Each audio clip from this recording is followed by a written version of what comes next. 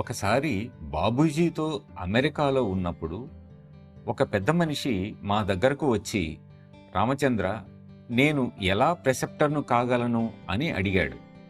దానికి బాబూజీ, మొదట అభ్యాసి కావాలి, ఆ తరువాత ప్రెసెప్టర్ అవ్వచ్చు అన్నారు.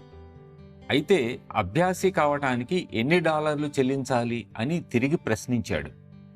దీనికి డబ్బు గాని కానుకలు గాని ఏమీ అక్కర్లేదు. ఆధ్యాత్మికం వెలకట్టలేనిది.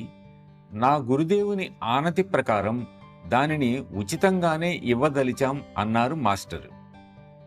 ఆ వ్యక్తి వ్యంగ్యంగా నవ్వి, ఒక ఐస్ క్రీం తినాలంటే $2 ఖర్చు పెడతాం, అటువంటిది మీరు దైవాన్ని ఏ ఖర్చు లేకుండా ఇస్తానంటున్నారు, ఇది సాధ్యమా అని ప్రశ్నిస్తూ వెళ్ళిపోయాడు.